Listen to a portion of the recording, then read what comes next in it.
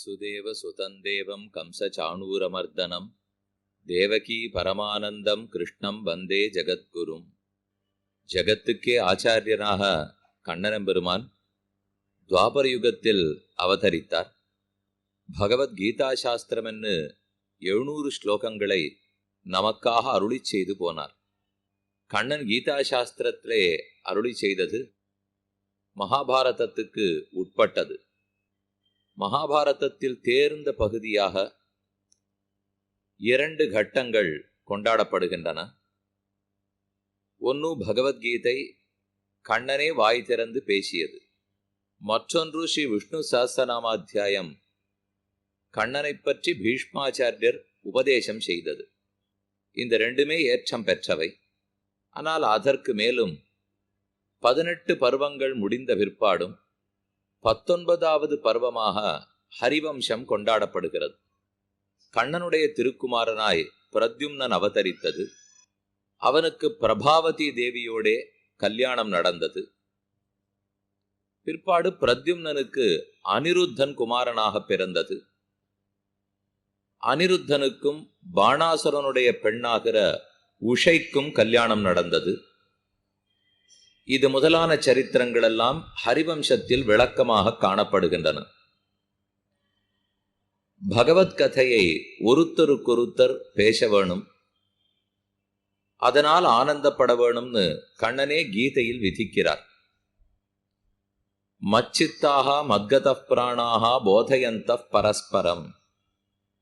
என்னிடத்திலேயே சித்தம் லயித்தவர்களாய் ஒருத்தருக்கொருத்தர் என் கதையை பற்றியே பேசிக்கொள்ளுகிறார்கள்.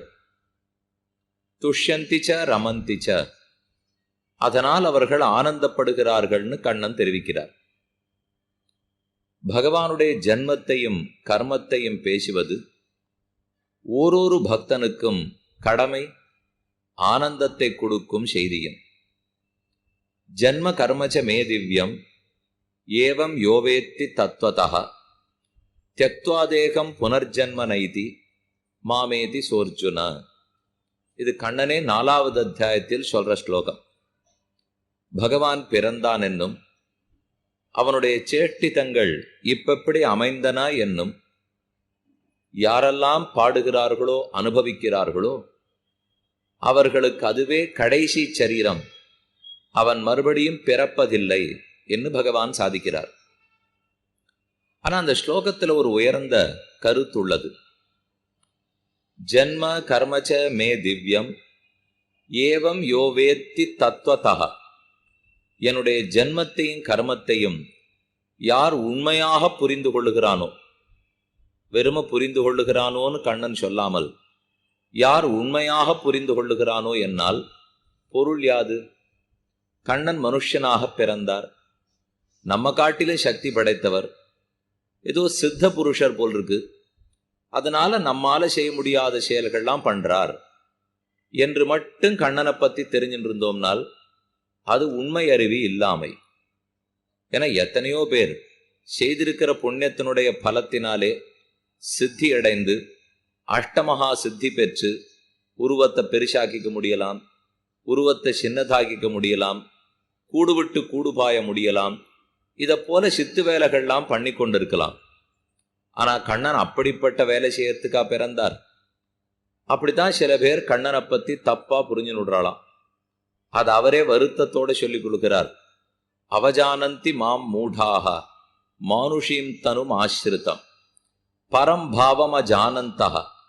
நான் பரமேஸ்வரன்கிற என்னுடைய உயர்த்தி மனதில் படாமல், நான் ஏதோ இவாளாலே சுருக்கமா எளிதா பற்றத்துக்கு தகுந்தாப்பில் இருக்கணுங்கிறதுக்காக மனுஷ உருவத்தை எடுத்துன்னு வந்தா என்ன மனுஷன்னே முத்திர குத்தி விடுற அர்ஜுனா. நான் வேற ஏதோ உருவத்துல வந்திருப்பேன், ஆனா மனுஷர்களால நெருங்க முடியாது இல்லையோ. நம்ம போல உருவம் இருந்தா தான் நாம நெருங்குவோம். அப்பதான் பெருமான் திருவடிகளே சரணம்னு சொல்லுவோம்.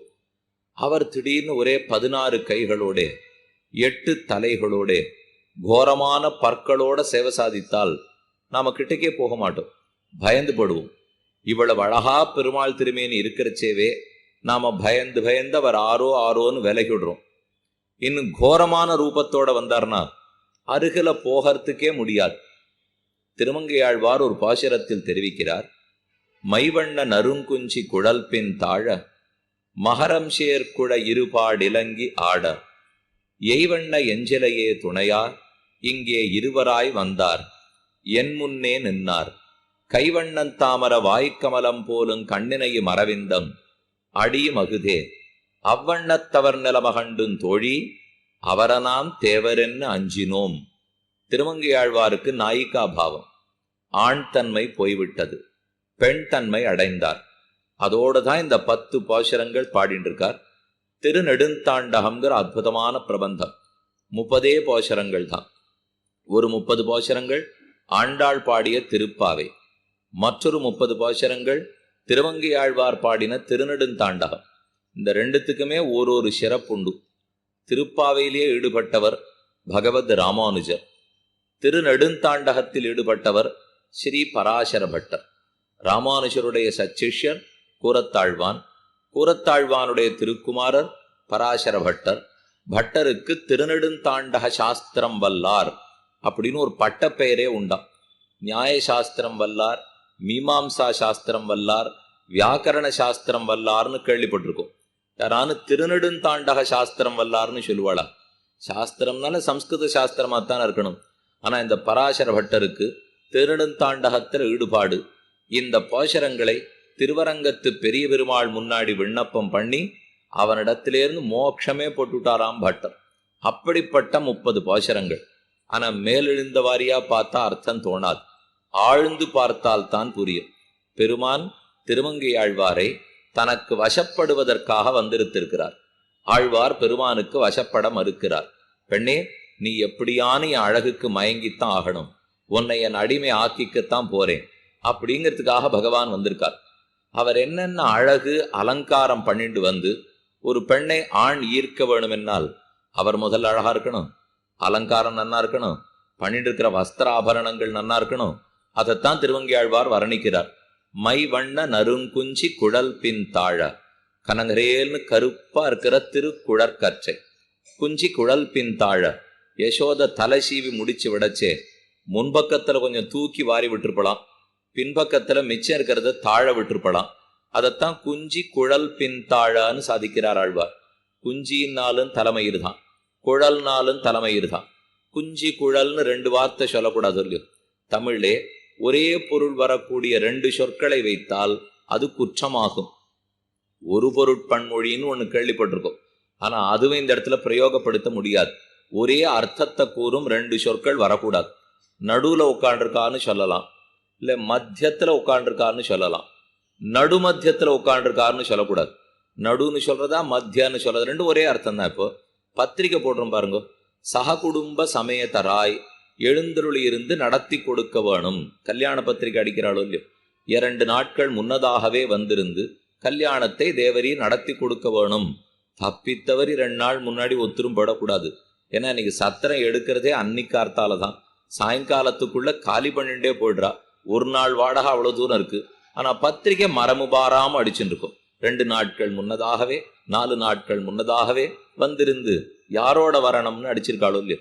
சகுடும்ப சமயத்தராய், குடும்ப சமயத்தராய்ன்னு சொன்னாலே குடும்பத்தோடேன்னு அர்த்தம், இல்ல சகுடும்பராய்ன்னு சொன்னாலே குடும்பத்தோடேன்னு அர்த்தம். அப்ப சகுடும்ப சமயத்தராய்ன்னு அடித்தால் 2 தடவை குடும்பத்தோடேன்னு சொல்றோம்னு பொருள். இது தெரியாதனத்தாலே வடமொழி ஞானம் ரொம்ப குறைஞ்சு போயிட்டபடியாலே நாம் இப்படியெல்லாம் உபயோகப்படுத்திடுறோம். அப்ப ஒரு அர்த்தத்தை கூறும் 2 சொற்கள் வரக்கூடாது. இவ்விடத்தில் குஞ்சி குழல் பின் தாழான்னு ஆழ்வார் சாதிக்கிறாரே. குஞ்சினாலும் தலைமயிறு தான், குழல்னாலும் தலைமயிறு தான். ஏன் குஞ்சி குழல்ங்கிறார்? குழல் பின் தாழான்னு பாசுரம் இருக்கும் இல்லையோ. அப்ப பின்னாடி இறக்கி சீவி விட்டுருக்கிறது குழலாம், முன்னாடி தூக்கி வாரி விட்டுருக்கிறது குஞ்சியா. எந்த இடத்துல கிருஷ்ணனுடைய சித்திரம் பார்த்தீங்கன்னாலும் இந்த நடுவுல மேல தூக்கி இப்படி கட்டி விட்டுருப்பா, அதுல ஒரு பூச்சரம் சுத்தி இருக்கும், பின்பக்கத்துல மித்ததெல்லாம் தாழ விட்டுருவா. இந்த 2ஐயும் கட்டி முடிக்கிறதுக்கு யசோதைக்கு ரொம்ப பாடு. ஏன்னா அவருடைய தலைமை ரொம்ப சுருட்டையா இருக்கும் இல்லையோ. சுருட்டையானவாளுக்கு எண்ணெய் தடவி சீவி விடுறதே ரொம்ப கஷ்டம். நாம கஷ்டப்பட்டு கயத்தை போட்டு கட்டி முடிச்சிருப்போம், அப்படியே மொத்தம் விழுந்து கையோட வந்துடும். திரும்ப ஒரு தரம் எண்ணெய் பூச வேண்டிதான், உட்கார வேண்டிதான்.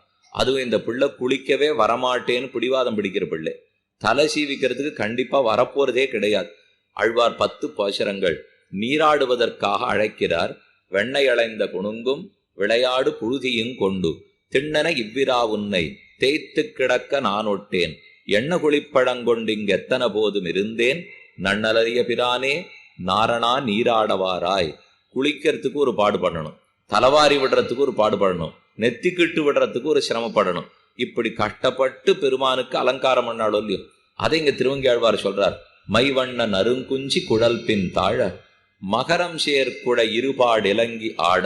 அந்த பெண்ணை ஈர்க்கிறதுக்காக அழகா 2 மாணிக்க குண்டலங்களை தரிச்சுன்னு வந்திருக்கார். மகரம் சேர் குழை இருபாடு இலங்கி ஆட. அந்த குழைங்கிறது காதுல சாத்தின்னு இருக்கிற குண்டலம். குண்டலத்தை போட்டு வெறுமை நடந்து வர மாட்டாராம். இப்ப இந்த விளக்கு இங்க எரிஞ்சுட்டு இருக்கு பாருங்க, அது கொஞ்ச நாள் வெளுப்பாருதா, கொஞ்ச நாள் மஞ்சளாருதா, ஒரு தரையும் அது மாறச்சேவே நீங்க எல்லாரும் ஒரு தரம் திரும்பி பாக்குறீங்களோ இல்லையோ. ஆனா மற்ற விளக்கெல்லாம் வெறும் வெளுப்பா எரிஞ்சுட்டு இருக்கு. யாராலும் திரும்பி பாக்குறீங்களா? இங்க மாறச்சே மட்டும்தானே திரும்பி பாக்குறோம். அதே போல கண்ணன் குண்டலத்தை போட்டுண்டா அசைக்காம வந்தா ஒத்தரையும் இருக்க முடியாது. அதனால தலையை அப்படி ஆட்டிப்பறான். அதைத்தான் நைவண்ண நறுங்குஞ்சி குழல் பின் தாழ மகரம் சேர்க்குழ இருபாடு இலங்கி ஆட. 2 பக்கத்திலையும், ஒரு பக்கத்துல சந்திரன், ஒரு பக்கத்துல சூரியன், அதனுடைய கிரணம் தைக்கிறா போல ஆடுறதான். அதை பார்த்து திருமங்கையாழ்வாருக்கு தோத்துட போறோங்கிற பயமே வந்துடுத்து. இருந்தாலும் இழுத்து பிடிச்சின்றார். இருபாடு இலங்கி ஆட எய்வண்ண வெஞ்சலையே துணையா இங்கே இருவராய் வந்தார். ராமலக்ஷ்மணர்களை போல கையில வில்ல பிடிச்சின்னு பெருமாள் வந்தார். என் முன்னே நின்னார், ரொம்ப அழகு தோற்ற நின்னார். கைவண்ணன் தாமரை வாய் கமலம் போலும் கண்ணினையும் அரவிந்தம் ஆடியும் அகுதே. அவருடைய திருக்கண்கள், திருமுகமண்டலம், திருக்கைகள், திருவடிகள் எல்லாம் தாமரையாவே இருந்தது தோழி. எப்படியாவது நம்மளை வசப்படுத்தணுங்கிறதுக்காகத்தான் வந்தார். ஆனால் அவ்வண்ண தவறு நிலைமை கண்டும் இப்படி என்னோட மிக எளியவனாக இறங்கி வந்திருந்தாலும் அவ்வண்ணத்து மிக எளிய அந்த திருக்கோலத்தை கண்டும் அவரை நாம் தேவரென்னு அஞ்சினோம். இவன் தேவதேவன் பராத்பரன்னு மனசுக்கு பட்டதை விட நம்ம பர்த்தா அப்படின்னு அவர் அணைச்சிக்கிறதுக்கு எனக்கு தோணாது படுத்து தோழி. அப்ப பெருமான் எவ்வளவுதான் இறங்கி வந்தாலும் அவரை உயரக்க வச்சுத்தான் நாம ஒதுங்கி படுவோம். இதுக்கு அவர் நிஜமாவே ரூபத்தை வேற மாத்தின்னு வந்திருந்தாருன்னா எங்கேயானு கிட்டக்க போயிருப்போமா? மனுஷ உருவத்தோட நாம கலக்கிறதுக்கு பெருமான் வந்தாலே நாம் கலக்க மறுக்கிறோம். அதனாலதான் கண்ணன் தெரிவித்தார், நான் ஆர் பரபிரம்மே கண்ணன் என்னும் குழந்தையாக பிறந்து உங்களுக்குள் ஒருத்தனாக வளர்ந்து சரணாகதி சாஸ்திரத்தையே உபதேசித்தது என்று என் அவதார ரகசியத்தை அவன் புரிந்து கொள்ளுகிறானோ. என்ன கண்ணனுடைய அவதாரம் நம்ம போல என்ன 12 வயசு அந்த குழந்தை இருந்ததே 10 வருஷம்தான் கோகுலத்திலே. 10 மாசம் இல்லை 12 மாசம் தெய்வத்தேவகி மணிவயிறு வாய்த்தாள். மகனொருவர்க்கல்லாத மாமேனி வண்ணன் எம்பெருமான். இப்படிப்பட்ட கண்ணன் எங்கோ இருக்கிறவர் நமக்காக பிறந்திருக்காருன்னு தெரிந்து கொள்ளாமல் ஏதோ நிறைய புண்ணியம் பண்ணிருக்கார் போல் இருக்கு, சித்து வேலையெல்லாம் பண்றாருன்னு யாரான்னு நினைச்சிண்டா அவஜானந்தி மாம் மூடாக. அவர்கள் மூடர்கள், என்னுடைய பிறப்பின் ரகசியத்தையே தெரிந்து கொள்ளாதவர்கள். அப்ப பிறப்பை உண்மையாய் அதனுடைய சூக்ஷ்மம் ரகசியத்தோடு தெரிந்து கொள்ள வேண்டும். நமக்காகவே கண்ணன் அவதரித்தார். அவர் பிறப்பையும் அவருடைய வளர்ப்பையும் யாரார் விடாமல் சொல்லுகிறானோ, பாராயணம் பண்ணுகிறானோ, தியக்த்வா தேகம், அவன் தேகத்தை தொலைக்கிறான். புனர்ஜன்ம நைதி, மறுபடியும் அவன் ஜென்மம் எடுப்பதே இல்லை. மாமேதி சோர்ஜுன, என்னையே வந்து அடைந்து விடுகிறான் என்று கண்ணன் தெரிவிக்கிறார். அதுக்காகத்தான் இத்தனை புராணங்கள், இத்தனை இதிகாசங்கள், திரும்ப திரும்ப இத்தனையிலையும் கிருஷ்ண கதை எழுதி வைக்கப்பட்டிருக்கேன்னா எத்தனை முறை நம்ம அத்தனை பேரும் அதை அனுபவிக்க முடியுமோ திரும்ப திரும்ப அனுபவிக்க வேண்டும். ஆனந்தத்தை கொடுப்பதாக உள்ளது. ஏனைய விஷயத்திலிருந்து நம்ம புத்தியை திருப்பி அதுல செலுத்துவதாக உள்ளது. நல்ல விஷயமா இருக்கு, காதுக்கு நல்லது, நாக்குக்கு நல்லது. அதற்காகத்தான் வெவ்வேறு புராணங்கள். அதில் ஹரிவம்சத்தை இப்ப நாம பார்த்துன்னு வரோம். ஆனா என்ன ஆச்சரியம்னா, பாலகிருஷ்ணனுடைய சேட்டி தன் கதைன்னா நான் நிமிந்து உட்காந்து ரொம்ப சிரிச்சுன்னு கேட்டுருவோம். ஏன்னா அதுவே ஆனந்தத்தை கொடுக்குறாப்புல இருக்கு. ஆனா நம்ம இப்ப பார்க்க ஆரம்பிச்ச கதையெல்லாம் கொஞ்சம் வயசான கண்ணனுடைய கதை. பாலகிருஷ்ணனுடைய கதையை போல் கண்டிப்பா விருத்த கிருஷ்ணனுடைய கதை இருக்கவே இருக்காது. அவருக்கு தான் வயசாயிடுது. வயசாயிடுத்துனாலே சுமார் தான். குழந்தைகள் பண்ணா எல்லாம் நன்னா இருக்கும். குழந்தை பண்றதையே நாம வயசான அப்புறம் பண்ணா நன்னா இருக்குமா? அதையே ஒரு தரம் பண்ணா நன்னா இருக்கும். அதுவே 4 தரம் பண்ணா நன்னா இருக்குமா? ஆனா திரும்ப திரும்ப கிருஷ்ண சரித்திரத்தை பண்ணிருக்காளேன்னா நாம் பண்ணும் சேட்டித்தம் கண்டால் சகிக்காது. ஆனா பகவான் எத்தை பண்ணுகிறானோ, இங்கிதம் நிமிஷிதஞ்ச தாவகம் ரம்யம் அத்புதம் அதிப்பிரியங்கரம் தேன கம்சமுக கீட சாசனம் என்று கூறத்தாழ்வான் சுந்தரபாகுஸ்தவத்துல தெரிவிக்கிறார். இங்கிதம் நிமிஷிதஞ்ச தாவகம்.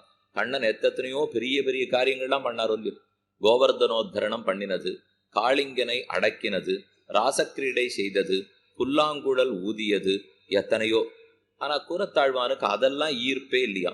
கண்ணன் ராசக்கிரீடை பண்ணும்போது உதட்ட சுழிச்சு ஒருத்தரை கூப்பிடுவரான், கண்ணால சிமிட்டி ஜாட காட்டுவரான், கையால இப்படி வான்னு காட்டுவரான். இதெல்லாம் தான் இங்கிதம் நிமிஷிதஞ்ச தாவகம். இங்கிதம், இங்கிதம்னா வாயத்திறந்து பேசாமல் சமிங்க காட்டுறது இருக்கு பாருங்க, அதான் இங்கிதம். நிமிஷிதம் கண் சிமிட்டுறது இருக்கே நிமிஷிதம். ஆஹா, கண் சிமிட்டினாலோ கை ஜாட காட்டினாலோ உதட்ட சுழிச்சு காட்டினாலோ எனக்கு ரொம்ப பிடிக்கும்னாரு கூறத்தாழ்வான். நாம் உடனே கேட்டோம், இதெல்லாம் தப்பான செயல்கள் இல்லையோ, எதில் லோகத்துல கூடாதுன்னு நாம சொல்லிட்டு இருக்கோமோ, இவர் என்ன அதெல்லாத்தையும் பட்டியல் போட்டு பேசிட்டு இருக்கார். அதுல கடைசியில் அவர் முடிச்சதுதான் ஆச்சரியம்.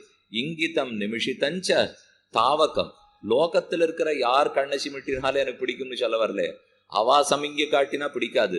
ஆனா அதை பண்ணது நீயா இருக்கணும். இங்கிதம் நிமிஷிதஞ்ச தாவகம் ரம்யம் அத்புதம் அதிப்பிரியங்கரம். அவன் கஞ்சாட காட்டுறதே ரம்யமா இருக்கான், அதிப்பிரியங்கரமா இருக்கு.